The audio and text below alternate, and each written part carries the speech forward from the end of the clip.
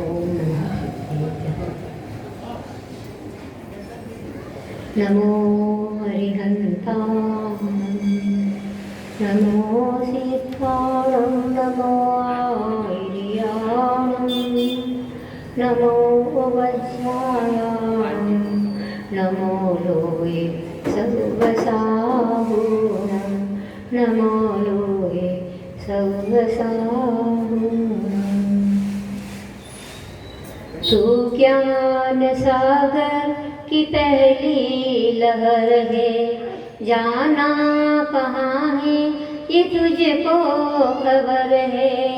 तू ज्ञान सागर की पहली लहर है, जाना कहाँ है ये तुझको खबर है।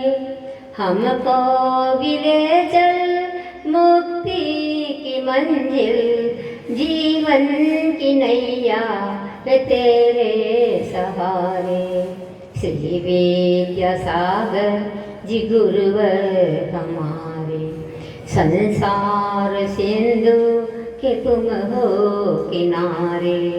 माधव धर्मधारी श्री गुरुवर हमारे, मृदु धर्मधारी श्री गुरुवर हमारे। संसार सिंधु के तुम हो किनारे, संसार सिंधु के तुम हो किनारे।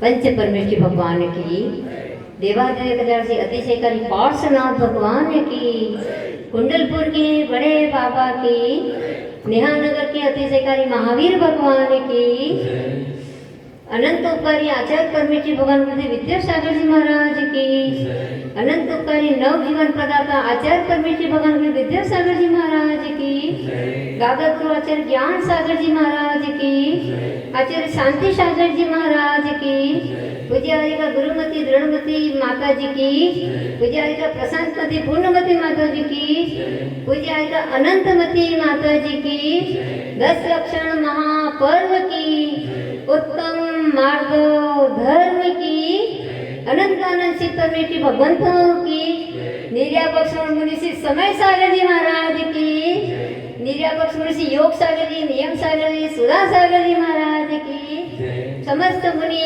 संघ की, पूज्य आरिका 105 श्री विमलमती माता जी की, समस्त आरिका संघ की।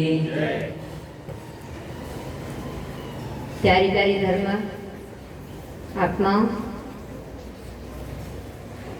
आज क्या है? उत्तम मार्गव धर्म। मार्गो, मार्गो क्या बोलता है? मार्गो, किसको मार्गो? एक दूसरे को आपस में नहीं, मार्गो अपनी कसायों को मारो। आचार्य भगवान कहते हैं मृदु भाव मार्गव। और तत्वार सूत्र में भी 6ठे अध्याय में 7 सूत्र आता है, स्वभाव मार्गवम च। स्वभाव मार्गवम च, स्वभाव से ऊपर की नहीं, ऊपर की ऐसी नकली सरलता नहीं होनी चाहिए। अपने आत्मा का स्वभाव ही मार्गव है, मृदुपना है।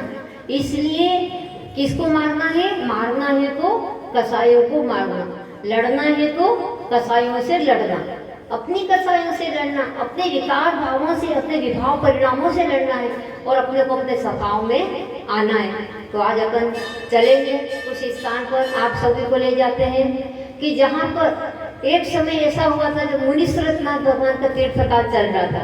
और मुनीश्वरनाथ भगवान के तीर्थकाल में कौन महान पुरुष हुए पता है आप लोगों को? कौन हुए थे? मुनीश्वरनाथ भगवान के तीर्थकाल में कौन महान पुरुष हुए थे? हाँ, ये इतना तो पता है भैया, अंकुर कालोनी वाले बहुत पुण्यात्मा जीव है। तो मुनीश्वरनाथ भगवान के तीर्थकाल में इतने महान तद्भव मोक्षगामी पुरुषोत्तम राम, सीता और रामायण कैसे बनी? जिसमें रावण भी आ गए तो रामायण बन गई, है ना।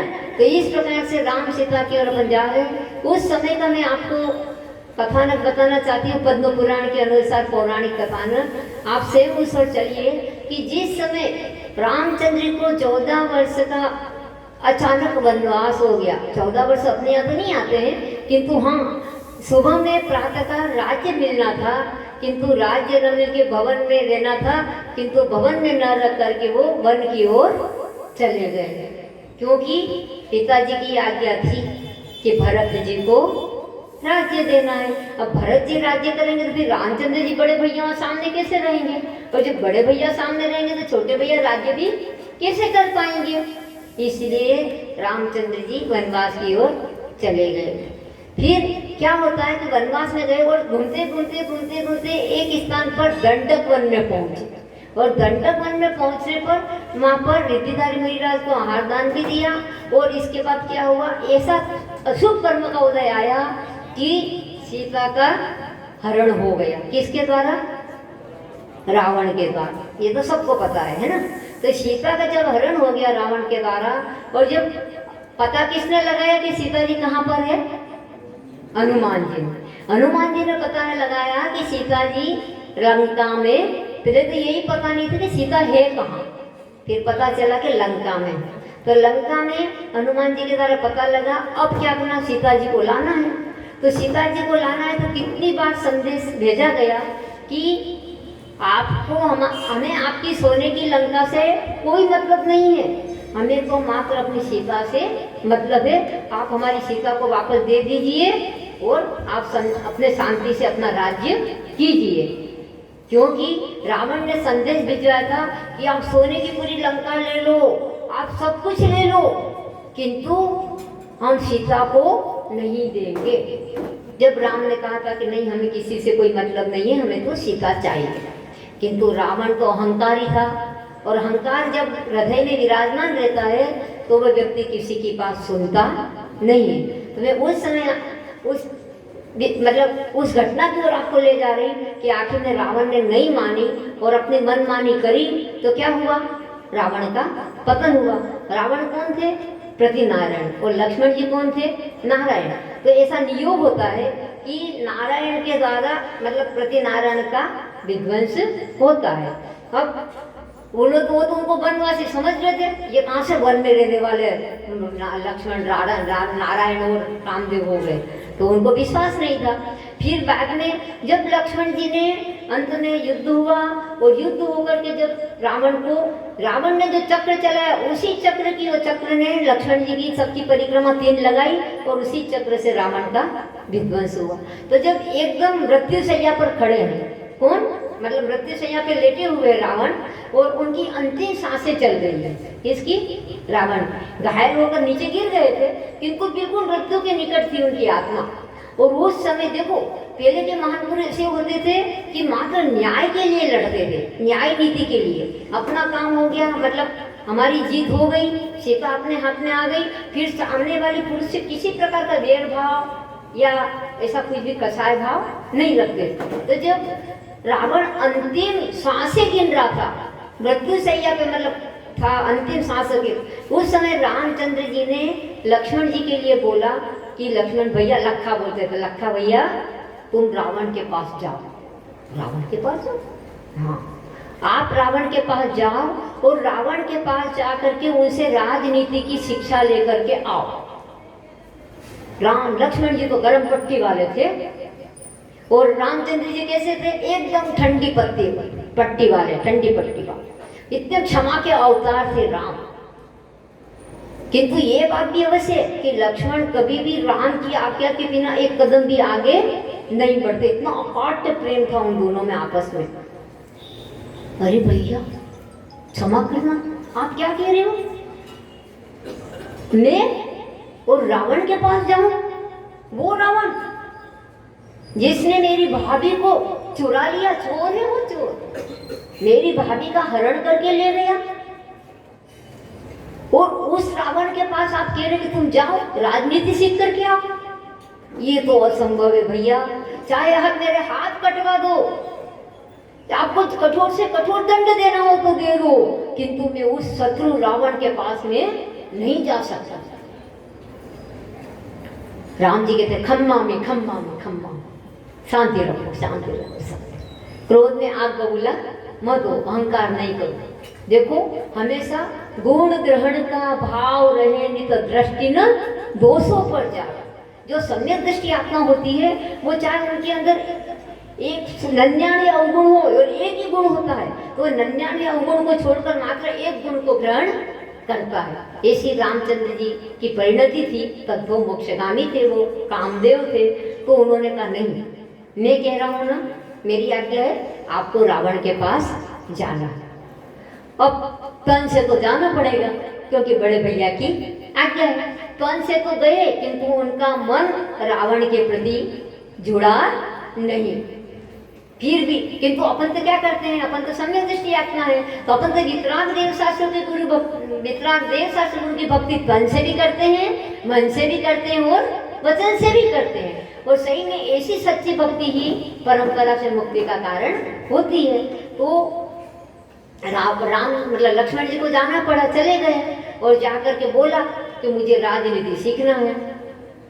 रावण ने तो उनकी वो दृष्टि तक नहीं की, लक्ष्मण के सामने देखा तक नहीं। थोड़ी देर 2 बार बोला, 3 बार बोला, कुछ नहीं, सामने तक नहीं देखा। तो वो वापस लौट करके आ गए। भैया मैंने बोला था ना कि वो बहुत अहंकारी है, अंतिम सांसें चल रही है, फिर भी उसने मेरे सामने भी नहीं देखा। मैं नहीं जा रहा था, किंतु आपने मुझे जबरदस्ती भेजा। अच्छा लक्ष्मण जी, ये बताइए पहले रखा कि तुम रावण के पास गए थे? हाँ गए। कहाँ पर बैठे थे? कहाँ बैठे थे वहाँ जाकर के? सिरहाने। सिरहाने? अरे ये मस्तिष्क तो मान का पिटारा है, और जो मान का पिटारा होता है वो मस्तिष्क की उपज है। किंतु हमें अगर किसी के पास जाना है, किसी से कुछ सुनना है, उससे कुछ सीखना है, तो हृदय से जाओ, सच्चे हृदय से जाकर उससे सीखोगे और उसकी विनय करोगे तो आप कुछ उनसे पा पाओगे। नहीं, मेरी आज्ञा है आप जाओ, किंतु विनय के साथ जाना, अकड़ करके नहीं। पता है ना, मुर्दा क्या अकड़ उस पहचान की जो शकल जिसकी मुर्दा। मतलब मुर्दा क्या होता है, जब मनुष्य का प्राण मतलब आत्मा निकल जाती है ना, तो एकदम जल्दी जल्दी उसको बिठाना हो या बैठाना, जो करना कर लो, नहीं तो वो शरीर अकड़ जाता है। जब तक अगर थोड़ा सा आपने ढील कर दी, असावधानी कर दी, फिर वो शरीर मुड़ेगा नहीं, अकड़ जाता है। तो ये मुर्दे की पहचान है अकड़ना। इसलिए ठीक है, अब भैया की आज्ञा है तो वापस चले जाते हैं और जा करके अच्छे से हाथ जोड़ते हैं, विनय करते हैं, रावण से जय जिनेन्द्र करते हैं और जाके उनके चरणों में बैठते हैं। कौन? लक्ष्मण जी। जब लक्ष्मण जी चरणों में बैठे तब रावण ने भी बिल्कुल अंतिम सांस चली, फिर भी बड़ी प्यार निगाहों से, प्रेम की निगाहों से लक्ष्मण जी को देखा और उन्होंने कहा कि मुझे राजनीति सिखा दो। क्योंकि रावण भले एक छोटे से कलंक के कारण बदनाम हुआ है, किंतु रावण भी बहुत धर्मात्मा था। तो उस समय उसका तीव्र पाप का उदय था, तो उसका ऐसी नियत हो गई। नहीं तो आपको मालूम हो कि एक बार महाराज जी का मतलब दर्शन किया था उन्होंने, तो सभी लोग छोटे छोटे नियम ले रहे थे। तो उन्होंने कहा अरे त्रिखंडाधिपति तुम भी कुछ नियम ले लो, मुनि महाराज ने कहा था। उस समय रावण ने कहा था कि अरे मैं कौन सा नियम ले लूं, मेरे को कोई नियम ही, ऐसे शूरवीर है किंतु नियम में बहुत कच्चे थे, नियम नहीं ले पा रहे थे। फिर भी अरे अपनी इच्छा के अनुसार कुछ नियम ले लो। तो रावण ने मन में सोचा था कि मैं इतना सुंदर हूँ कि संसार में कोई भी स्त्री या कोई महिला ऐसी नहीं जो मुझे नहीं चाहेगी। इसलिए उन्होंने सस्ता सुंदर टिकाऊ नियम ले लिया कि चलो ये नियम तो वैसे ही पल जाएगा, पला हुआ ही है। तो उन्होंने कहा महाराज जी ठीक है, आप कह रहे हैं तो आपकी आज्ञा के अनुसार मैं ऐसा नियम लेता हूँ कि संसार में अगर जो स्त्री मुझे नहीं चाहेगी तो उसका मैं जबरदस्ती बलात्कार नहीं करूँगा। क्योंकि उनको ऐसा घमंड था, अहंकार था कि मैं तो बहुत सुंदर हूँ, ऐसा संसार में कोई ऐसी महिला नहीं कि जो मुझे नहीं चाहेगी। पर देखो जब अपन नियम लेते हैं ना तो उसकी परीक्षा भी, छोटा सा भी नियम लेते हैं पर उसकी परीक्षा नियम से होती है। फिर उनके ऐसे भाव हो गए, युद्ध करने जा रहे थे और बीच में सीता को देखकर राम सीता लक्ष्मण से बैठे हुए थे, तो उन राम और सीता बैठे हुए थे, लक्ष्मण जी युद्ध करने चले गए। उस समय सीता जी को देखकर ऐसे भाव हो गए, इतना सुंदर रूप, और वो सुंदर रूप पर मोहित हो जाते हैं। और फिर उन्होंने अपनी विद्या के बल से सीता जी का हरण कर लिया। सीता जी के हरण से मतलब पता लगा लिया कि कैसे हरण होता है, और हरण करके वो अपनी माँ पर जाकर उनको अपने उद्यान में बिठा दिया था। अब कितने दिन से वो सीता जी को सभी मंदोदरी तक को भेजा मनाने के लिए कि सीता जी कैसे भी मान जाए और हम उसको पटरानी बनाएंगे, सब कुछ करेंगे, 16,000 रानी में सबसे बड़ी पटरानी बनाएंगे। मंदोदरी स्वयं गई, किंतु सीता को कितने 8-9 उपवास हो गए थे सीता जी को। किंतु उन्होंने नियम ले लिया था कि जब तक मेरे पतिदेव, मेरे स्वामी रामचंद्र जी का कोई समाचार मेरे पास नहीं आएगा, जब तक मेरे 4 प्रकार के आहार पानी का त्याग, ऐसा उन्होंने नियम ले लिया था। इसलिए वो तो अपने अखंड नमोकार मंत्र इनकी अपनी भक्ति में, लेकिन उनको मात्र राम के सिवा और वितरागी पंचपरमेष्ठी भगवान के सिवा कुछ भी नहीं दिखता था। ये परीक्षा हो गई ना रावण की। फिर भी रावण देखो अपने नियम में अटल रहा, सीता जी को ले आया, उद्यान में छोड़ दिया, रख दिया अच्छे से, सब उनकी सब प्रकार की मतलब सुविधा, किंतु उनको हाथ नहीं लगा पाए, क्योंकि उनका नियम था कि जब तक कोई मुझे नहीं चाहेगी सामने वाली महिला, में उसको हाथ छूऊंगा नहीं। तो ये तो नियम का उन्होंने पालन अच्छे से किया। इतना सा पालन, मतलब इतना नियम के पक्के रहे तो भी आज तक उनकी कितनी बड़ी बदनामी हुई कि आज तक भी उनके क्या होता है, रावण के पुतले जलाए जाते हैं, जबकि उन्होंने कोई बलात्कार नहीं किया था, शीलहरण नहीं किया था, मात्र मन में भावना करी थी और ला के रखा था अभी सीता जी को, उनको छुआ तक भी नहीं, बताओ। तो भी आज तक उनकी रावण की बदनामी। और आज तक आप लोग सोचें, अपने घर में कोई भी अपने बच्चे का नाम रावण रखते क्या? राम तो कितने मिलेंगे, पर रावण नाम किसी का भी नहीं मिलेगा, क्योंकि भैया नाम का भी असर होता है। इसलिए तो इस प्रकार से जब बताया, तो जब देखा कि इतनी विनय के साथ लक्ष्मण जी मेरे चरणों में बैठे हैं, तो फिर उन्होंने उनके लिए राजनीति की शिक्षा दी। 3 नीति उनको बताई। किसने? रावण ने। अंतिम सांस चल रही थी और उसने थोड़ा थोड़ा बोल रहे थे, तो बोलते समय उन्होंने कहा, देखो मैं आपके लिए बता रहा हूँ, जब आपकी इतनी तीव्र भावना है तो, कि कभी भी शुभ से शीघ्रम कार्य, मतलब हमेशा कोई भी कार्य करे, अच्छा शुभ कार्य हो तो उसमें देर नहीं करनी चाहिए। जैसे अभी परिश्रण महापर्व है, तो अपने को प्रमाद नहीं करके 4 बजे को उठ जाओ, अच्छी सामयिक माला करो, 5 बजे से भगवान के समोषण में आ जाओ, अच्छे 3 लोग के नाम के सामने सामयिक करो। ये प्रमाद बिल्कुल नहीं करना। सबसे बड़ा शत्रु कौन है? प्रमाद। अगर प्रमाद कर दिया तो सब कुछ चला गया, और प्रमाद आपने छोड़ दिया तो आप माला माल बन गए। तो इसलिए शुभ से शीघ्रम कार्य, शुभ कार्य में कभी भी प्रमाद नहीं करना चाहिए, और जो मन में सोचे उस कार्य को शीघ्र ही करना चाहिए। किंतु अशुभस्य विलंबनम, अशुभ कार्य का मन करे, पाप कार्य करने का अगर मन करे तो उसमें थोड़ा विलंब करना चाहिए, वो कार्य कभी शीघ्र नहीं करना चाहिए। इस प्रकार उनके भाव थे। ये पहली शिक्षा दी राजनीति की। और दूसरी उन्होंने बताई नीति वाक्य कि हमेशा क्रोध आने पर कभी भी दूसरे को निर्णय नहीं देना चाहिए। क्रोध के समय निर्णय नहीं देना चाहिए किसी को। और तीसरा वाक्य बताया कि कोई भी कार्य करो, हमारे घर में जो हमारे से बड़े हैं, अनुभवी हैं, उनसे आज्ञा लेकर, उनसे सोच समझकर और उनके अनुसार, वो जैसा कहे ऐसे उनके अनुसार अपना कार्य करना चाहिए। अपने मनमानी जल्दबाजी में कोई कार्य नहीं करना चाहिए। हमारे मन में हुआ कि हमें तो वहाँ जाना है विदेश में घूमने, अब घर में पिताजी से दादा से पूछना ही पड़ेगा, तो वो कहेंगे नहीं बेटा अपने को विदेश में नहीं जाना, अपना भारत देश ही अच्छा, नहीं मैं तो जाऊँगा। कि देखो उसका परिणाम अच्छा नहीं निकलता है। इसलिए अपने बड़े बुजुर्ग वो अनुभवी होते हैं। शब्द ज्ञान कुछ ज्ञान नहीं कहलाता है, अनुभव ज्ञान बहुत बड़ा ज्ञान कहलाता है। तो अनुभव भी जो हमारे दादाजी बाबा जी जो भी हैं, और वो जो बताएं उन्हीं के अनुसार हमें अपना कार्य करना चाहिए। ये 3 वाक्य उन्होंने दिए। रावण लक्ष्मण तो गदगद हो गया और वापस भैया के पास आ गए। और इधर वो उनके अंतिम सांस तो चल रही थी, उनका भी अंतिम सांस निकल गई और रावण का भी मरण हो गया। और इधर क्या होता है कि जब उन्होंने आकर के रामचंद्र के चरणों में नमस्कार करके बोले, भैया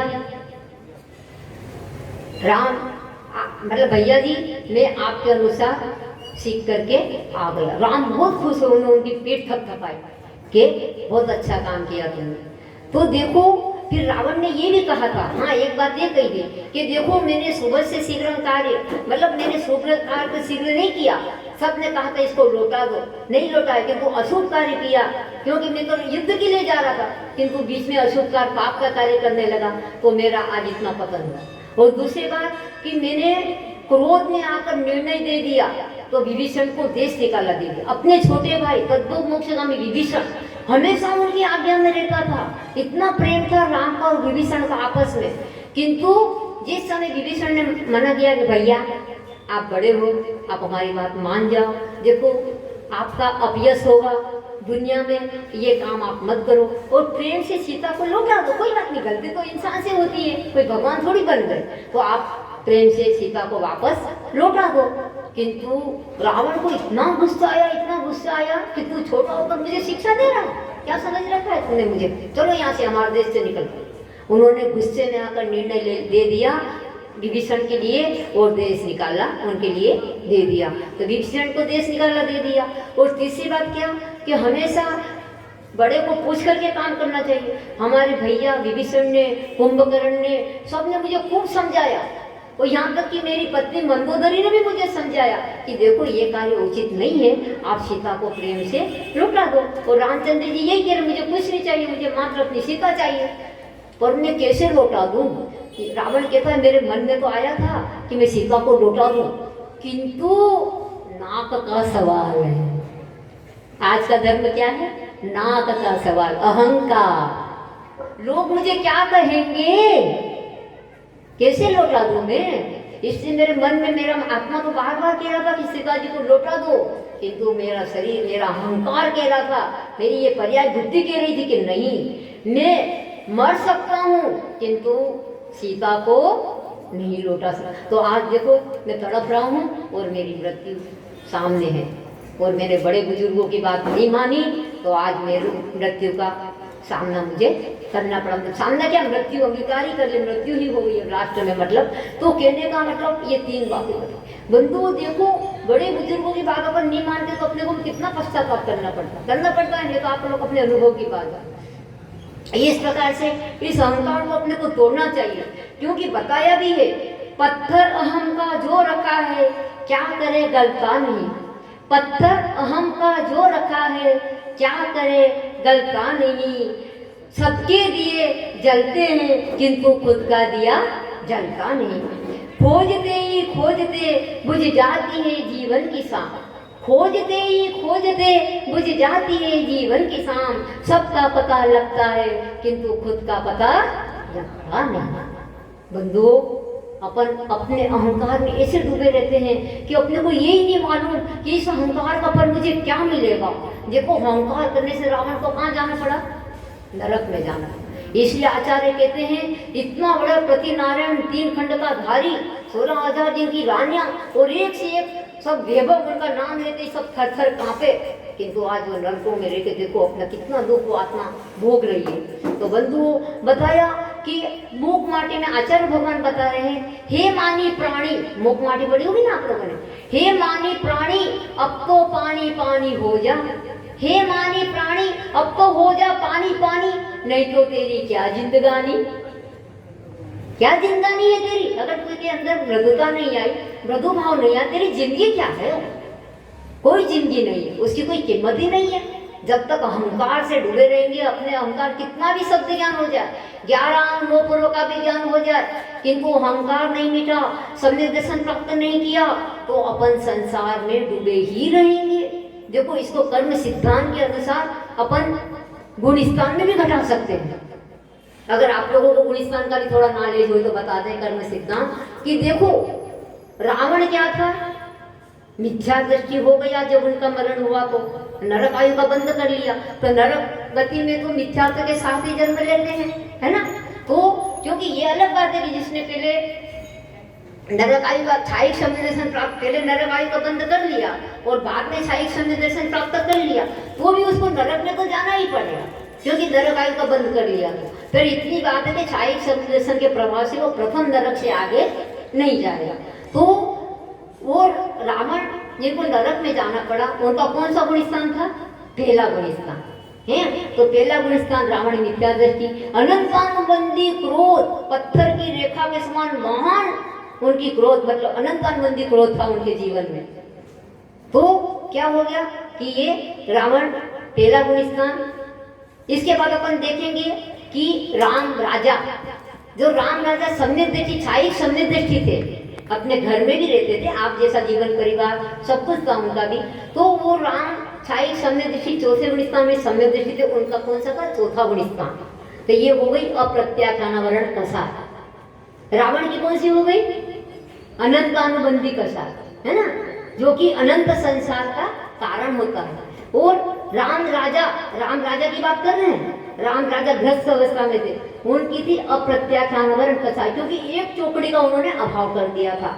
तो वो सम्यक दृष्टि, छाई सम्यक दृष्टि थे भैया, तद्भव मोक्षगामी, इसलिए उनकी अप्रत्याख्यानावरण कसाय का होता। अब तीसरे नंबर देखो कि राम की पत्नी कौन थी? सीता।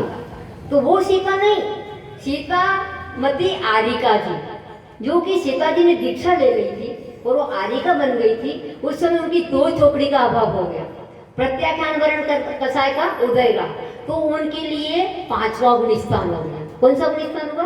पांचवा। अगर दो प्रतिमा से लेकर आरिका तक बन जाए तो सबका गुणस्थान कौन सा होता है?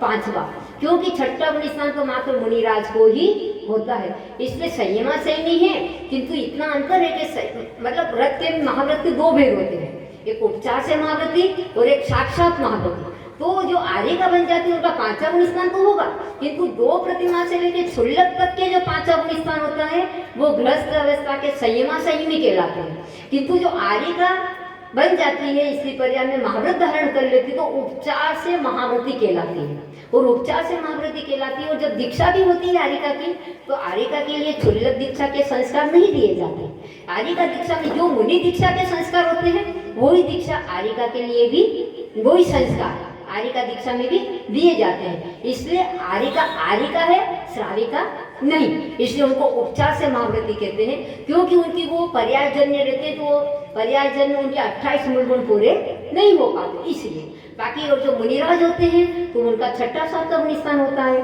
तो अब 3 कसार की चौकड़ी का अभाव हो गया, और मात्र संजन कसार जिनके रह गए ऐसे कौन थे? राम महामुनिराज। मात्र राम सीता लक्ष्मण, राम सीता और रावण 3 में ही गुणस्थान घटा है अपन ने, तो मिथ्या दृष्टि और सम्यक दृष्टि और महाव्रती। तो जब रामचंद्र जी लक्ष्मण 6 महीने तक लेकर घूमे और उनका फिर दाह संस्कार कर दिया और मुनि बन गए, तो उनका कौन सा गुणस्थान हो गया? छठा सातवां गुणस्थान। तो उनको 3 चौकड़ी का अभाव हो गया, अनंतानुबंधी, अप्रत्याख्यान और प्रत्याख्यान। मात्र एक कसाय शेष रही, कौन सी? संजन चौकड़ी, है ना। तो वो महाव्रती रामचंद्र, उनको संजन कसाय, तो उनका क्या हो गया कि छठा और सातवां गुणस्थान, ठीक है ना। इस प्रकार अपन ने घटाया। तो ये तो हो गया अपना महापुराण, पद्म पुराण के अनुसार देखो गुणस्थान भी घटा लिए। किंतु रामायण क्यों बनी है? रामायण क्या, कोई कहते रामायण इतनी बड़ी लंबी चौड़ी रामायण कैसे बनी? तो तुलसीदास जी तुलसीदास जी के लिए बताते हैं कोई व्यक्ति कि राम और रावण दो जन्ना, राम और रावण दो जन्ना, पुण्य उनको मारना, पुण्य उनको मारना, कि राम ने मतलब लक्ष्मण ने, उसमें लेनेत्र के अनुसार आता है कि राम ने रावण की मृत्यु, मतलब राम के हाथों से रावण का मरण हुआ, किंतु अपने जैन धर्म के अनुसार लक्ष्मण जी के हाथ से रावण का मरण हुआ। पर रामायण के अनुसार मैं बता रही हूँ कि राम और रावण दो जन्ना, उन्य उनको मारना, उन्य उनकी नारहरी और उन्य उनको मारना। और इतनी सी तो बात कही और तुलसी लिख गए पोथन्ना। ये उनके अनुसार होता है कि राम और रावण दो जन्म में दो मनुष्य थे, और क्या हुआ कि राम और रावण में युद्ध हुआ, रावण ने सीता की हरी, उन्हें उनकी नार हर ली, मतलब सीता को हरण कर लिया, तो राम ने उनको मारना, राम ने उनको मार दिया युद्ध में। तो इतनी सी तो बात थी, और तुलसी लिख गए पूरी रामायण पोथन्ना। पोथन्ना मतलब शास्त्र रामायण। इस प्रकार से भी एक कहावत प्रचलित है। तो बंधुओं, काम तो बात तो थोड़ी सी होती है, किंतु उसका प्रचार प्रसार बहुत सारा हो जाता है। तो अपने को अपने जीवन में क्या करना चाहिए? आज के दिन यही कि चाहे कितना भी कुछ हो जाए, हम अहंकार नहीं करेंगे। अहंकार अपने जीवन का पतन करा देता है, और अहंकार मान करने से वो मानी प्राणी नरकों में चला जाता है। देखो अहंकार की क्या दशा होती है, मैं आपके लिए एक और अच्छा बताती हूँ, अच्छी बात कि एक बार क्या हुआ, ये बात तो पूरी हुई अपनी, है ना। तो फिर क्या किया, रामचंद्र जी मुनि बन गए, सीता जी ने 33 दिन की संलेखना करी बंधु। आरिका बन के अंतिम समय में 33 दिन की संलेखना, मतलब चारों प्रकार के आहार पानी का त्याग सीता, और 33 दिन की संलेखना करके वो 16वें सर्ग में जा करके क्या बनी बताओ? अहमिंद्र। क्योंकि अपने आगम में ऐसा नियम है, भगवान की आज्ञा है कि आरिका बन के कितना भी तप कर ले घोर घोर, किंतु इंद्र नहीं बन सकती। बनेगी तो अहमिंद्र बन सकती, किंतु है ना, अहमिंद्र नहीं, इंद्र नहीं बन सकती है, प्रतींद्र बन सकती है। हाँ, अहमिंद्र नहीं, प्रतींद्र बन सकती है। तो वो सीता इतना 33 दिन तक संलेखना ली, 4 प्रकार के आहार पानी का त्याग किया, बिल्कुल शरीर ऐसा हो गया था कर्कश, इतना मतलब एकदम लकड़ी जैसा काष्ठ है, किंतु फिर भी उन्हें अपने अच्छे से नियम का पालन करके और 16वें सर्ग में जाके वो प्रतींद्र बनी। कौन? सीता जी। और रामचंद्र जी को वही प्रतींद्र बन करके वापस, ये बताएंगे बाद में तब धर्म के दिन आपको, कि वही आकर के उत्सर्ग करती है कि हम राम और सीता दोनों साथ में मोक्ष जाएंगे, साथ में गए तो सीता का जीव विक्रिया से आकर, किंतु रामचंद्र इसी ट्रस्ट से मस्त नहीं होते हैं और वो उसी भाव से मुक्ति को प्राप्त कर लेते। पता है रामचंद्र जी कहाँ से मुक्ति गए? मांगी तुंगी राम हनु सुग्रीव सुखी सुडील गव गवा की नील महानील कोड़ी 99 मुक्ति पयान तुंगी गिरी बंदो धरी ध्यान। मांगी और तुंगी, पहले मांगी का पर्वत अपन चढ़ते थे, बाद में तुंगी जी जाते हैं, तो वहाँ पर जैसे ही जाते हैं तो पीड़ के दर्शन होते हैं हनुमान जी के, और फिर अंदर जाते हैं, ऐसा छोटा सा कमरा बना इतना ही, और उसमें अच्छी प्रतिमा जी बनी है, वितराग भगवान राम हनु सुग्रीव सुडीर गौ, 5 प्रतिमा बनी है। एक छोटे से आलक में गौ और क्या राम सुडीर, राम हनु सुग्रीव सुडीर गौ, नील महानील, नील की। इस प्रकार से ये प्रतिमा जी पूरी वितराग प्रतिमा बनी हुई है। हम रामचंद्र जी भक्त हैं, सच्चे भक्त। हम तो हनुमान को, राम को, शंकर को, गणेश को, सबको मानते हैं। अरे माता जी क्या कह रही है आप? बोल तो नहीं। गणेश किसको कहते हैं? गणपति, गणेश, गण ईश, जो गणधर भगवान, जो गणों से संपन्न है, पूरे खूब सारे मूल्यों के समूह से संपन्न है और 4 ज्ञान के धारी है, मति ज्ञान, श्रुति ज्ञान, नवि ज्ञान, मनपरे ज्ञान, वो कहलाते गणधर। और उन्हीं को कैसे गणेश, जो गणों के मुनि समुदाय के ईश है, वो स्वामी है, वो गणेश तो गणों।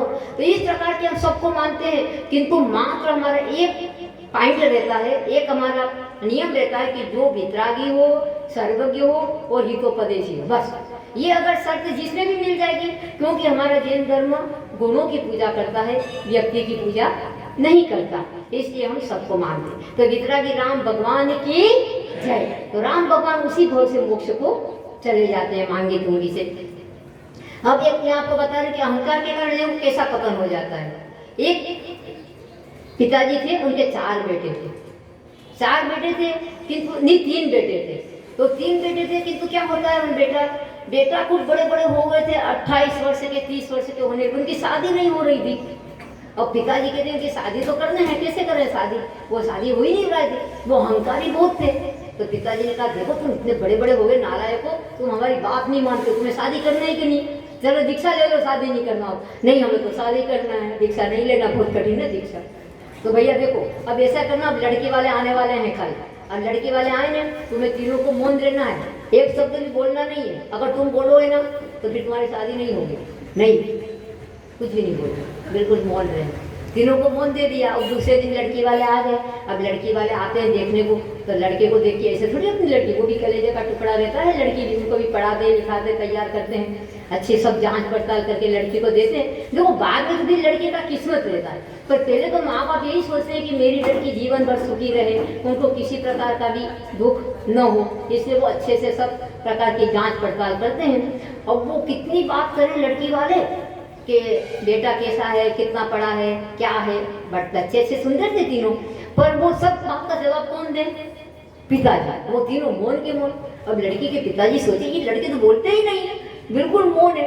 और आपको मालूम होगा अगर कोई व्यक्ति को बुलवाना हो ना तो उसकी बड़ाई कर दो, उससे कोई काम करवाना हो ना उसकी बड़ाई कर दो। वो एक काम नहीं आपके 4 काम कर दो, और वो 4 काम करता है। आपको अगर जोर से चिल्ला दोगे वो एक भी काम नहीं करेगा, भाग जाएगा। क्योंकि सभी व्यक्ति संसार में प्रेम के प्यासे रहते हैं, प्रेम से आप 2 शब्द बोलिए, सब आपका काम कर देंगे, सब आपके मित्र बन जाएंगे बस। तो वो बोलते नहीं। अब लड़की का पिताजी सोचता है कि अब क्या करें, शादी भी करनी है लड़की की, पर लड़के से बुलवाना तो है, वो बोलते ही नहीं है। तो उन्होंने कहा कि अरे क्या बताएं सेठ जी, ये आपका प्रथम बेटा तो कैसा लगता है, बिल्कुल मुलायम मखमल जैसा, कितना सुंदर है, सुकुमार जैसा, और बहुत ही अच्छा लगता है, कितना अच्छा पढ़ा लिखा है और इतना सुंदर, ऐसा बेटा तो हमने कभी देखा भी नहीं। अब बड़े बेटे ने सोचा कि मेरी तो अच्छी पढ़ाई हो रही है, 1-2 साल का अंतर था, तीनों अच्छे बड़े तो हो ही गए थे और शादी तीनों की करनी थी। तो उन्होंने कहा वाह मेरी तो कितनी पढ़ाई हो गई। अरे आपने कहा देखो अभी तिलक तो लगो ही नहीं, तिलक लगो जब जब मैं कितना ठंडे देखता हूँ। अरे तो कोई खुल गई वो, क्योंकि वो तीनों बेचे तोतले थे, अगर ये तोतले कोई को नहीं मालूम थी, ऊपर से बहुत सुंदर थे। तो दूसरा क्या काय टाई टाई तुमने क्या करो, डड्डा ने क्या कही थी, डड्डा ने क्या कही थी, अब उसकी भी पोल खुल गई दूसरे की। और तीसरा क्या, अब तीसरा जाने के हम कहीं बीच पीछे रहे कि तुम बोल हम तो टुप ही टाए, हम तो टुप ही टाए। लो अब तीनों के पोल खुल गई और लड़की वाले कहते हम सोचते हैं जय जी। ऐसे तोतलों के साथ कौन अपनी लड़की की शादी करेगा, है ना। तो अहंकारी व्यक्ति ऐसा होता है कि अहंकार आता है तो किसी को भी मतलब उनको दिखता नहीं। पिताजी ने नियम दिया था ना कि तुम बोलना नहीं, किंतु जब सामने कोई अपनी बड़ाई कर दे, हमें कोई आता हो कुछ और सबके सामने चुपचाप बैठे रहे, बहुत कठिन है। अपने ज्ञान को भी पचाना बहुत कठिन है। अज्ञानी तो अपने अज्ञान को बचा लेता है, किंतु वो जिनका हिंसा का अनुभव कर ले तो कर्म का बंद कर लेता है, और ज्ञानी अहंकार कर लेता है तो कर्म का बंद कर लेता है। दोनों गए धर्म के मार्ग से। तो बताया उसमें राजा भोज की सभा में कितने बड़े बड़े विद्वान रहते थे, किंतु एक व्यक्ति बिल्कुल निरामूर्ख था कि निरामूर्ख था, किंतु वो उसका एक नियम था, एक शब्द भी कोई बोलता बिल्कुल नासा दृष्टि से चुपचाप बैठा रहता। तो बताया है कि अगर विद्वानों की सभा में निरामूर्ख व्यक्ति भी नासा दृष्टि से चुपचाप शांत से बैठता है तो वो भी क्या होता है, विद्वानों की कोटि में गिना जाता है। गिना जाता है ना, कैसे गिना जाता है, उसमें तो कुछ भी नहीं आता। इतना बड़ा गुण तो है कि वो बोलता नहीं, शांति से चुपचाप बैठा, कितना बड़ा गुण, इसलिए वो विद्वान की कोटि में गिना जाता। तो इस प्रकार से तीनों बच्चों की शादी हुई नहीं, जीवन भर कुमारे रहना पड़ा उनको, क्योंकि उन्होंने अपनी इज्जत अपने हाथ से ही, अपने पांव पे ही स्वयं कुल्हाड़ी मारी। इस प्रकार से अब क्या करें, पिताजी की जब रोज जीवन भर कुमार, अब कोई लड़की तुम्हें मिलने वाली नहीं। इस प्रकार बात हुई। अब देखो एक बात और अच्छी याद आ गई आपको देख करके सबको, कि देखो अहंकार का कैसे पतन होता है।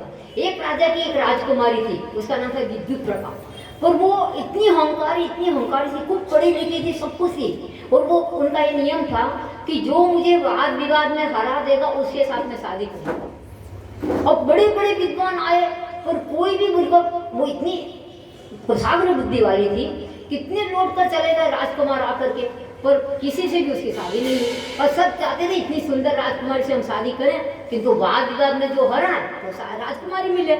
अब सबको खूब गुस्सा आया, ये राजकुमारी बहुत अहंकारी है, इसके लिए ऐसा लड़का ढूंढे कि जीवन भर याद करे। तो क्या करें, उन्होंने क्या किया कि देखा विद्वानों ने मिल करके आपस में गोष्ठी की और जंगल की ओर गए, देखे एक व्यक्ति की खोज करने कोई ऐसा मिल जाए इनके अनुसार। और जाके देखा कि एक व्यक्ति जंगल में वृक्ष के ऊपर बैठा हुआ था, और वृक्ष जिस वृक्ष पे बैठा था ना उसी डाली को काट रहा था। जो व्यक्ति वृक्ष में बैठा था डाली के, और जिससे बैठा उसी को वो काट रहा था। तो उन्होंने विद्वानों ने सोचा इससे मूर्ख तो कोई नहीं मिलेगा, कि जिस डाली पे अपन बैठे उसी डाली को काट रहे हैं तो क्या होगा अपना। तो उन्होंने उसको नीचे उतारा, कहा कि चलो हम तुम्हें राजसभा में ले जा रहे हैं, तुम खूब अच्छे से मतलब, और हम कह देंगे तुम्हें मौन संवाद करना है, क्योंकि उसको बिल्कुल आता नहीं था, अनपढ़ था एकदम, कुछ भी नहीं आता था। तो उन्होंने कहा कि चलो तुम्हें राजसभा में जाना है और तुम्हें खूब अच्छा धन दिलाएंगे, खूब अच्छी मतलब राजकुमारी दिलाएंगे। ठीक है, वो चले जाते हैं। और जा करके उन्होंने कहा देखो हमारे पास एक विद्वान आए हैं और राजकुमारी से विवाद करेंगे, पर विवाद वो मौन से करेंगे। ठीक है, हमें क्या राजकुमारी को मौन से करो, हम भी मौन से कर लेंगे, वो तो कुछ बुद्धि थी। तो अब ठीक है, अब राजकुमारी ने देखो मौन से विवाद हो रहा है ना, बहुत अच्छा।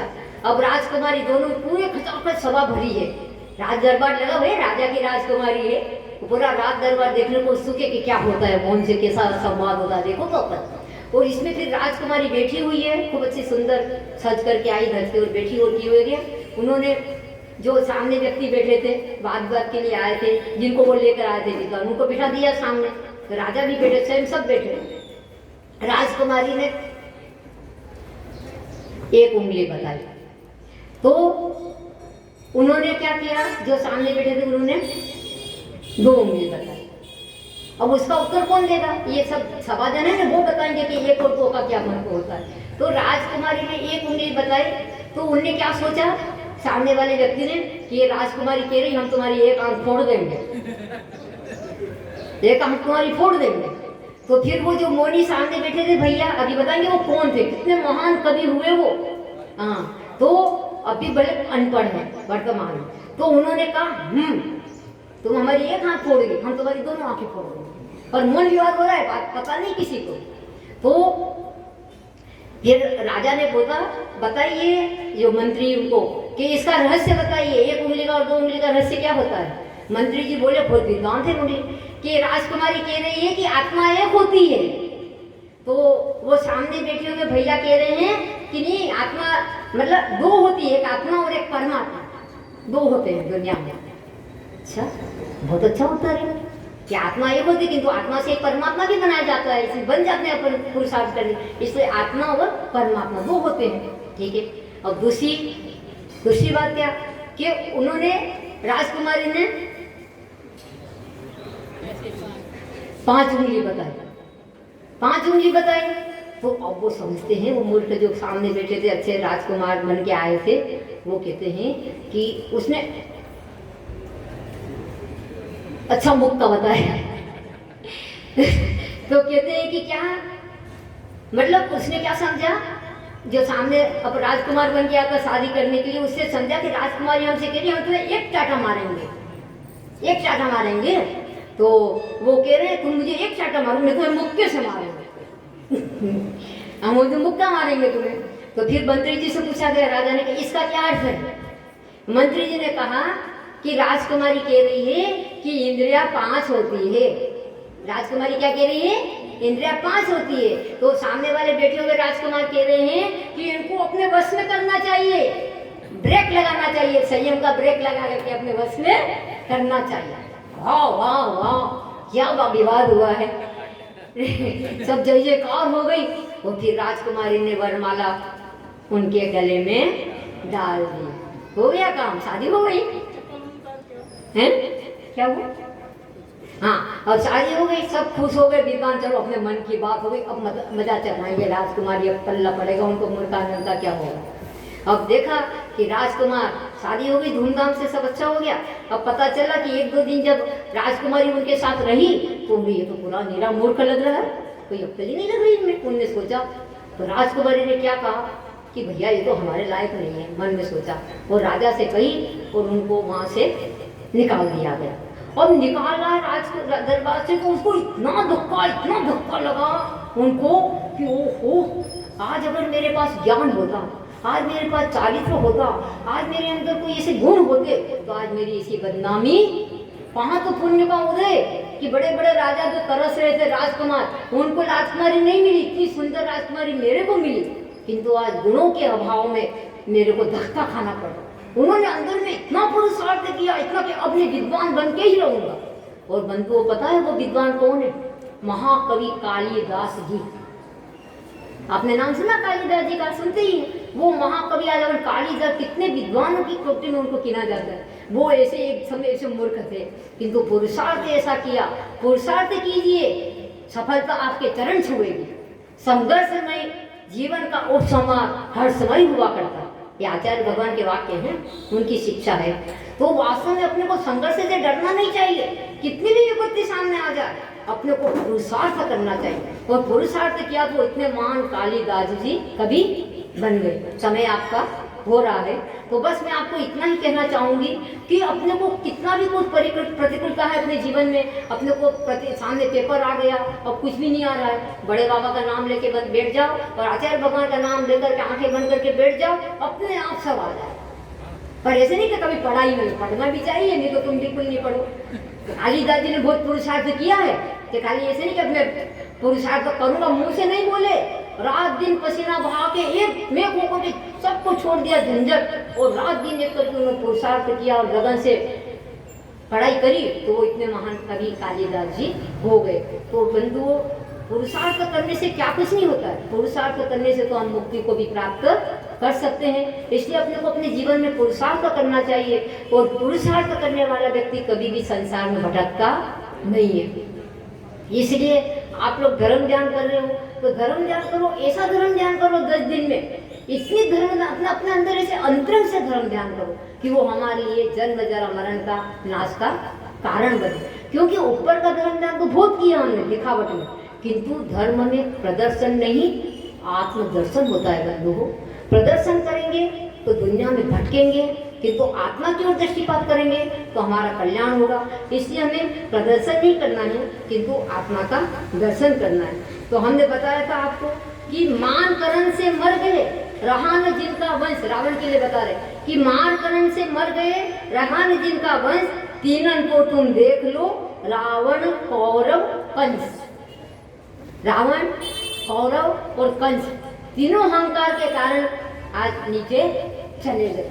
और भी देखो कि अहंकार करने से तो पतन होता ही है। अगर अहंकार करेंगे, एक क्षमा धर्म अपने अंदर नहीं होगा, और मान करेंगे तो वो तो अपने को मान करने से तो मिट्टी दलित कैसी रहती है, किंतु वो मिट्टी भी सब कुछ सहन करती है, मान का मर्दन करती है, तो मिट्टी क्या बन जाती है, घड़ा बन जाती है। इसलिए बड़ा, आप लोग बड़ा बना दे, बड़ा, वो बड़े को क्या है, तो कहते हैं कि हमें इतना भी बड़ा नहीं बनना है कि वो तेल में तरा जाए। एक व्यक्ति बताया कि हमें इतना भी बड़ा नहीं बनना कि जो हमें तेल में तले, किंतु क्या करना है, हमें इतना भी छोटा भी नहीं बनना है कि जो मिट्टी के द्वारा हमें पाँव में, मिट्टी के समान पाँव में कुचल जाए। नहीं तो हमें ज्यादा बड़ा भी नहीं बनना है कि तो तेल में तले, और ऐसा छोटा भी नहीं बनना है कि सब व्यक्ति मिट्टी की तरह हमें पाँव से कुचले।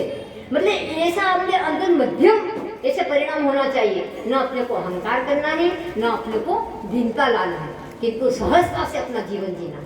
कितना सहजता से, सहजता से, जैसा स्वभाव से अपने को मिला है अपने आत्मा में, जैसे अपने अच्छे संस्कार पड़े हैं जैन धर्म के, इसी सहजता में अपना जीवन बनाएंगे अपन तो अपना अच्छा होगा। और अगर नहीं, देखो रामचंद्र जी का जीवन कितना सहज रूप से था, तो उसी बहुत से मोक्ष चले। सीता जी का जीवन कितना सहज था, कभी उन्होंने धरती पे पाँव नहीं रखा, ऐसी रात बुलारी थी, किंतु वन में भटक रही है, मात्र किसके कारण, धर्म के कारण, अपने पति अपने स्वामी के साथ पाँव से पाँव मिलाकर चलेंगे। हमेशा ऐसा नियम है कि जो शीलवंती नारी होती है वो पति के दुख में आगे रहती है, किंतु पति के सुख में पीछे रहती है।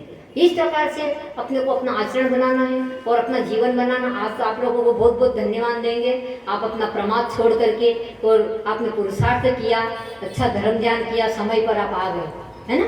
समय पर आकर देखो प्रवचन का भी लाभ मिला, पूजन का भी लाभ मिला। अभी 10 लक्षण पूजन तो बाकी है ना, अभी वो 10 लक्षण पूजन करेंगे। बंधुओं देखो, कल आप लोगों ने क्षमा धर्म की पूजा करी, इसमें क्या बोला आपने कि पीड़े दुष्ट अनेक बांध मार वो विधि करे, धरिए क्षमा विवेक कोपन कीजिए प्रीतम। चाहे कोई मारे कूटे कुछ भी कर दे, किंतु हम अपने क्षमा धर्म को नहीं छोड़ेंगे। तो वही क्षमा धर्म आज बता रहा है कि मान महावीर रूप मार्ग धर्म, आज मार्ग धर्म है तो मान महावीर रूप करे नीच गति जगत में, कोमल सुदानु सुख पावे प्राणी सब। तो अपने को क्या करना है, संतोष धारण करना है, और संतोष धारण करके सुख पाना है। तो मान विष नहीं, महाविष है, इस महाविष को अपने को छोड़ना है और संतोष धारण करके अपने अंतरंग में सच्चे हृदय से भगवान की भक्ति करना है। अगर सच्चे हृदय से भगवान की भक्ति करेंगे तो किसी की ताकत नहीं कि उन्हें मोक्ष जाने से रोक सके। इतने गाढ़ संस्कार बन जाएंगे, हम सम्यक दृष्टि आत्मा है, ये भाव करना, ये प्रभु वो दिन कब आएगा। आज तो मैंने आपके समोसण में आके सम्यक दर्शन प्राप्त किया, किंतु कब केवली और शुद्ध केवली का पाद मिलेगा कि मैं छाई सम्यक दर्शन प्राप्त करूँगा। और एक बार अगर शाही सम्यक दर्शन प्राप्त कर लिया तो आपका हमारा सबका रिजर्वेशन हो जाएगा। तीसरे या चौथे भव नियम से मुक्ति। कहाँ तक संसार के कीचड़ में फंसे रहेंगे? कब तक जन्म जन्म मरण को करते रहेंगे? आपको थकान नहीं लगती? बोलते हैं ना विनय पाठ में, तुम बिन में व्याकुल भयो जैसे जल बिन में। ऐसा लगता है आपको कि खाली ऊपर से बोलते हो? तुम बिन में व्याकुल भयो, हे भगवान आपके बिन में ऐसा व्याकुल हुआ जैसे कि जल के बिना अगर मीन मतलब मछली को पृथ्वी पे रख जा दो कैसे तड़पती है, ऐसा मैं तड़प रहा हूँ। ऐसी तड़पन हुई आपको? हाँ माता जी क्यों नहीं हुई? अभी कोरोना चल रहा था, 1-1 साल 2-2 साल हो गए, हम ऐसे तड़प रहे थे, मंदिर बंद कर दिए थे, हमें ऐसा लगता था भगवान कौन से निगदित निकाचित कर्म का उदय है, हमारे 3 लोग के नाच छूट गए। वहाँ पर मैं थी अभी नेहा नगर में, कितनी महिलाएं आके कितनी रोती थी, पुरुष वर्ग आके रोते थे कि भगवान कौन सा हमारा पाप का उदय कि हमें भगवान के मंदिर में दर्शन करने नहीं मिल रहा। माता जी हमारा अभिषेक का पूजन का नियम जीवन भर हमने किया, किंतु ये क्या करें? ये कलिकाल है, पंचम काल है, दुखमा काल है, और धीरे धीरे धर्म घटता ही चला जाएगा बंधुओं। इसलिए आपको ऐसा नेक काम कर लो, ऐसा पुरुषार्थ कर लो कि हमें वापस पंचम काल में जन्म ही न लेना पड़े।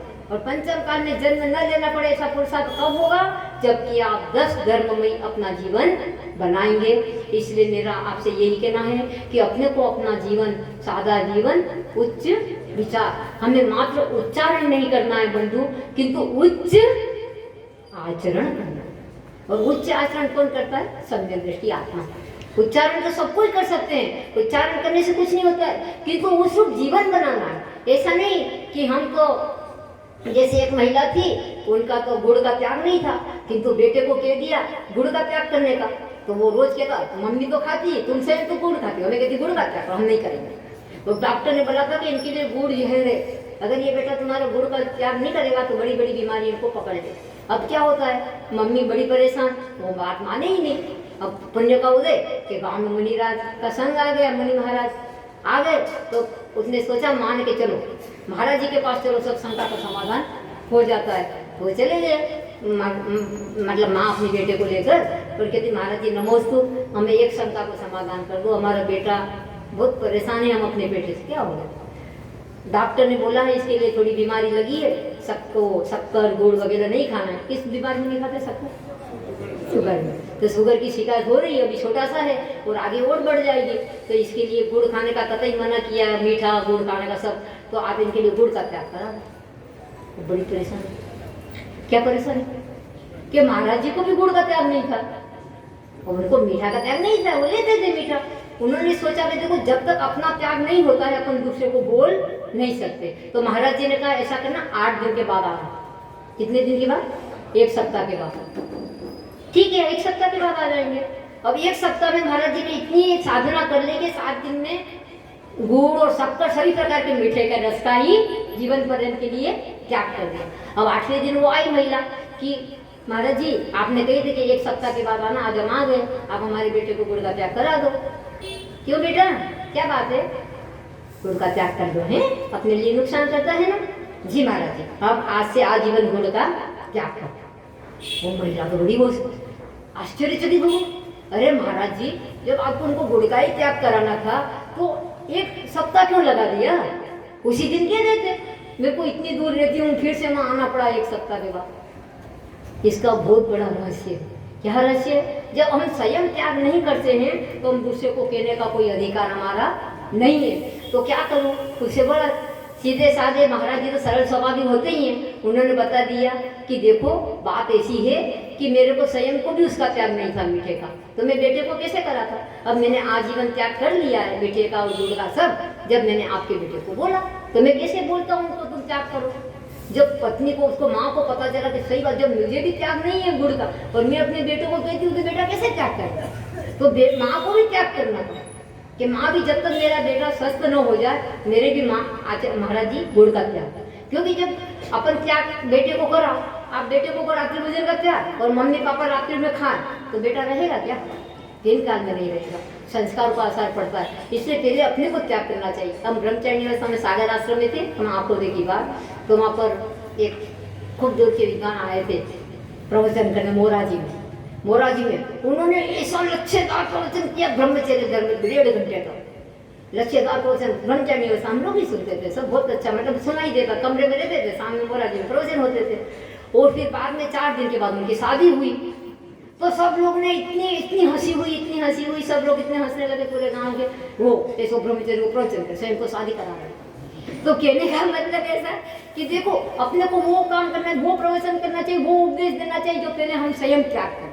अपने को संसार की कीचड़ में फंसना है ना, तो दूसरे से मत कहो कि तुम कीचड़ में मत फंसो, वो कहेंगे तुम क्या फंसो, पहले तुम रख लो फिर हम लेंगे। बात सही है ना, स्वयं खाए काकड़ी और दूसरे को दे लाकड़ी। वहाँ पर राजस्थान में कहा हुआ दे काकड़ी मतलब ककड़ी, स्वयं तो ककड़ी खाता है और दूसरे को लकड़ी बताता है, तुमको ककड़ी नहीं खाने देंगे, ऐसा होता है? लाकड़ी मतलब लकड़ी तो कहने का मतलब कि कुछ भी करो पहले अपने अंदर उतारो, और अपने अंदर जो उतर जाएगा उसी से दूसरे को कहो मत। हमारे आचार्य भगवान तो बोलते ही नहीं, फिर भी लाखों व्यक्ति उनके पीछे आगे पीछे घूम रहे हैं। क्या घूम रहे हैं? मात्र चर्या से। चर्चा नहीं करो, चर्या करो। हमें तो बोलने का बिल्कुल भाव ही नहीं होता है। दीक्षा लिए 32 साल हो गए, प्रथम बार में 10 लक्षण के प्रवचन आपके सामने कर रही हूँ। आप सोच रही हो कभी भी माता जी से अलग नहीं हुई है। पहले प्रशांति माता एक साथ थे, हम लोग सब इकट्ठे पूरे के पूरे, फिर आचार्य भगवान की तरफ से माता जी का संघ बना, तो हम लोग सब साथ में, अभी 4 माता जी है, 9 माता जी एक साथ दीक्षा ली थी, उसमें 4 है। तो मतलब अभी भी माता जी ने इतना मनाया, मैंने कहा माता जी हम तो आपके साथ ही रहेंगे, आप नहीं वहाँ जाओगी तो हम वहाँ जाओगे, आप यहाँ रहोगी।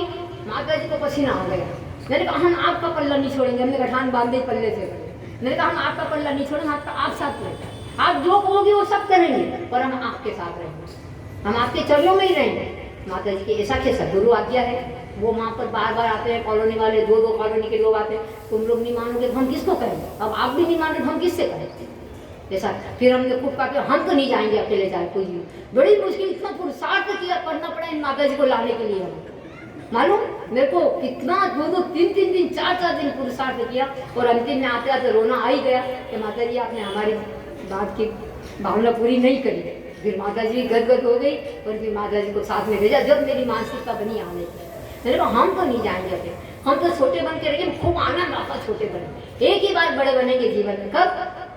सिद्धालय में, बस एक बार सिद्धालय में जाके बड़े बनना है। हमारे सब भगवान से कहते हैं हमको भी बुलवा लो भगवान सिद्धों के दरबार में, हमको भी बुलवा लो भगवान सिद्धों के दरबार में, गुलिस्तान की सैर करा दो और जगमन रफ्तार में, गुलिस्तान की सैर करा दो और जगमन रफ्तार। एक ही भावना है, भगवान में कुछ नहीं चाहिए हमें, बस एक हम कैसे भटक गए। हमने इसी तरह की यात्रा करते हैं तो ऐसी आत्मा रोती है कि जब इतनी अनंत सिद्ध परमिठी मोक्ष से चले गए, मेरी आत्मा क्यों नहीं गई, मेरी आत्मा क्यों भटकी। तो स्वयं अपने पाँव पे कुल्हाड़ी मारी, हमने ऐसा पाप किया, हमने इस प्रकार के काम किए तो हमें संसार में भटकना पड़ा। जब आचार्य भगवान कहते हैं कि जब हम पाप का कार्य करके 7वें नरक का द्वार खोल सकते हैं, हम पाप का कार्य करके 84 लाख योनि में भटक सकते हैं, तो हम अपने परिणाम को निर्मल बनाकर, स्फटिक मणि के समान बनाकर, क्या हम मोक्ष का द्वार नहीं खोल सकते हैं? अवश्य खोल सकते हैं, क्यों नहीं खोल सकते। जैसी करनी जैसी भरनी। कोई बात नहीं, अभी तक हम अंधे बने हुए थे, हमारे ऊपर, हमारी आंखों पर राग द्वेष और मोह की पट्टी बंधी हुई थी, किंतु अब हमें राग द्वेष और मोह नहीं करना है। इस कीचड़ से हमें बचना है, क्योंकि चारों तरफ संसार में राग द्वेष और मोह का कीचड़ लगा हुआ है, और उस कीचड़ से हमारे पांव गंदे न हो, हमें पानी की भी आवश्यकता न पड़े, और हम स्वस्थ निर्मल बने रहे। तो कैसे बने रहेंगे? कैसे बने रहे? जब भी आप आत्मा में रमण करेंगे जब। इसलिए अपने को अपने आत्मा में रमण करना है, अपने को राग द्वेष छोड़ना है। किसी ने कुछ कह दिया, इसको शरीर को बोला, आत्मा को नहीं बोला। अपने को अहंकार क्यों आता है? मेरा नाम लिया, मुझे ऐसा कह रहे थे, नाम के कारण तो अपन मर गए। देखो नाम के कारण रावण ने मरण मंजूर कर लिया, किंतु सीता को देना मंजूर नहीं किया। इसलिए अंत में आपसे ये कहना चाहूंगी, आज अपने आचार्य भगवान इतने महान सरल मूर्ति, क्षमा की मूर्ति अपने को सामने है, अपने को चर्या के द्वारा पूरा उपदेश दे रहे हैं। तो मैं आपको कहूंगी कि एक बार क्या हुआ कि आचार्य का विहार हो रहा था, और विहार हो रहा था तो किसी ने नारे लगा दिए, श्रावक तो ही भक्ति की आवाज में सब लगाते ही, तो उन्होंने लगा दिए नारे कि चतुर्थ काल की आत्मा, काया पंचम काल की। क्या नारे लगाया? चतुर्थ काल की आत्मा, क्योंकि जो आदिनाथ भगवान की और महावीर भगवान की जो चर्या, वही चर्या हमारे आचार्य भगवान बता रहे हैं आज करके। जब भी हीन, वहाँ पर तो वज्र में सब नारा सनन था, किंतु यहाँ पर बिल्कुल हीन सनन है, किंतु चर्या वही बता रहे। वो चतुर्थ काल की आत्मा और काया पंचम काल की महिमा कैसे गाऊं बोलो कर्नाटक के लाल की, महिमा कैसे गाऊं बोलो कर्नाटक के लाल की, ऐसा बोल दिया। अब फिर नारे लगा दिए। अब जब प्रवचन का समय तो था, पहले नारे लगा गए। महाराज जी जब बिहार करके पहुंचे माँ, फिर महाराज जी को आचार्य भगवान का प्रवचन का समय आया, उनके अरे अभी हम सुन रहे थे भक्त लोग नारे लगा रहे थे कि चतुर्थ काल की आत्मा काया पंचम काल की, और क्या कह रहे थे कि महिमा कैसे गाऊं कर्नाटक के लाल। अरे भैया हम चतुर्थ काल के नहीं हैं, हम तो अनंत अनंत काल के हैं। अनंत काल से हमारी आत्मा भटक रही है। चतुर्थ काल कहाँ है? काल अनंत निबोध मझा विद्यो एके नृत। ये मानी प्राणी क्या अहंकार करता है, एक एक वो बता रहे दमरी रूम का न बहा का दिखाए। मान धर्म में पढ़ोगे आप, भार्गव धर्म में, कि ये आत्मा तू एक एक पैसे में दिख गया। जब हम एक इंद्री बने ना, भाजी मुरा बने ना, अपन भाजी बन गए, धना की भाजी, पालक की भाजी अपन बने हैं कितनी बार। अहंकार नहीं करना, वहीं से यहाँ पर आए हैं, निगोज से निकल करके एक इंद्री बने, तो यही तो दशा अपनी हुई। उस समय आप लोग खरीदने जाते हैं, अरे थोड़ी वो डाल दे, थोड़ी वो डाल दे, तो मुफ्त में वो भाजी डाल, तो दमरी रूकन भाग दे। बिना दमरी के अपन बिक गए। अब कौन का अहंकार करे, बिना पैसे के हमारी आत्मा बिक रही है बंधु। अभी बोलेंगे आप 10 लक्षण धर्म, बोलना नहीं है, उस रूप हमें अपना आचरण करना है। तो एक एक पैसे में और मुफ्त में हमारी आत्मा बिक रही है मात्र राग देश के कारण। तो अपने को राग देश पे अंकुश लगाना है। बच्चा कोई कितना भी कहे, कहो हमारी दुकान में माल नहीं है, हम नहीं खरीदेंगे। माता जी कैसे नहीं खरीदेंगे? अरे कैसे नहीं खरीदेंगे? आप आपकी दुकान में गए, कोई की दुकान में, मान लो साड़ी खरीदनी, आपने 50 साड़ी खरीदी और आपको एक भी साड़ी पसंद नहीं आई, तो आप क्या करोगे? क्या आपको अनिवार्य साड़ी खरीदना ही पड़ेगा? नहीं खरीदेंगे, हमारी मर्जी की बात है। हम 1 लाख की साड़ी खरीद रहे, कैसे पैसे दे रहे, फोकट में थोड़ी। तो उन्होंने पूरी साड़ियाँ पकड़ दी, हमने एक भी नहीं। तो माल किसका हुआ? किसका हुआ? फिर भी दुकानदार क्या, बहन जी कल नया माल आ रहा है, आप आइएगा, आपका स्वागत है। गुस्सा नहीं करता है वो। अगर गुस्सा करे तो दूसरे दिन उसके घर कोई आए निकल। माता जी ने बताया था कि दुकानदार गुस्सा करे तो कोई ग्राहक ही भी उनके नहीं आएंगे। दादाजी, बब्बा जी, माँ ऐसे बोलते हैं, वो बहन जी करके अच्छे मीठे मीठे शब्द बोलते हैं दुकान में। वो इसी प्रकार से वो माल उसका। इस प्रकार कभी भी सामने वाला कोई अपने को क्रोध करे या कसाय करे, अहंकार करे, तो अपने को क्या करना? इधर से सुना, इधर से out of course, out of course में अपने को नहीं जाना। तो फिर वो माल किसका? जिसने बोला उसका। हमने तुम्हारी गाली सुनी नहीं, तो हमें अहंकार क्यों आएगा, हमें क्रोध क्यों आएगा? एक बार गांधी जी, महात्मा गांधी जी के साथ ऐसा हुआ। एक व्यक्ति बहुत चिढ़ता था, ये महात्मा गांधी सब लोग को उनकी नारे लगाते थे, खूब वाह वाह करते थे। तो देखो संसार में सभी प्रकार के लोग होते ही नहीं, तो सब गुणों से प्रेम करे ऐसा अनिवार्य तो नहीं। तो एक व्यक्ति ने क्या किया, एक इतना बड़ा पत्र लिखो, खूब सारी गालियाँ गालियाँ गालियाँ, इतनी सारी अंधी मतलब ऐसी अनशन बातें लिख करके उसमें पत्र में पढ़ करके महात्मा गांधी जहाँ पर बैठते थे उनकी टेबल पर रखा। फिर देखिए दूसरे दिन महात्मा गांधी जी के चेहरा कैसा होता है। जो भी नहीं लिखना तो वो ऐसी कड़ी की कड़ी कटु बातें सब लिख दी थी। दूसरे दिन देखा महात्मा गांधी जी के तो चेहरे में कोई अंतर ही नहीं है, वो तो सदाबहार जैसे हैं, ऐसे ही खुश मिजाज के, मुस्कुराहट सब कुछ। तो फिर उन्होंने कहा, रहा नहीं किया उसे, उनके क्या, गांधी जी प्रणाम, कल हमने आपकी मेज पर एक पत्र लिखा था, आपको मिला होगा? मतलब एक चीज, हाँ मेरे को मिला, बहुत उपयोगी पत्र था। क्या था? जिस समय मैं काम कर रहा था, वो काम का उस समय क्या होता, मुझे पिन की आवश्यकता थी, लाल पिन की, और वो मिल ही नहीं रही थी। मेरे को इतना उपयोगी पत्र लगा कि उसमें पिन लगी हुई थी। तो वो आल पिन हमारे काम लिए आ गई और पत्र को टोकरी में, उनको नहीं कहा टोकरी में डाल दिया, बस हमें आल पिन की काम थी, आल पिन ले ली और अपना काम हो गया। ये कहलाता सम्यक दृष्टि का लक्ष्य। हमें आउट ऑफ कोर्स में जाना क्यों? हम क्यों अपना दिमाग खराब करें?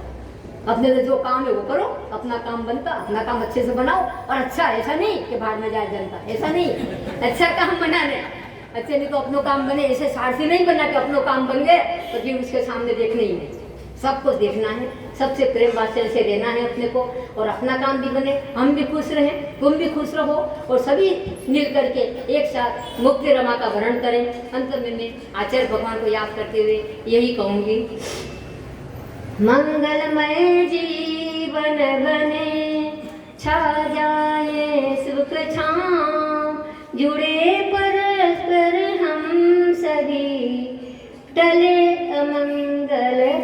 पंच परमेटी भगवान की, उत्तम माटो धर्म के धारी आचार्य परमेटी भगवान विद्यासागर जी महाराज की, उत्तम माटो धर्म की, अनंतानंद शिव परमेटी भगवंतों की, आचार्य परमेटी भगवान की, आरिका अनंतमती माता जी की, हारिका 105 निर्मलमती माता जी की, वंदे हारिका संघ की।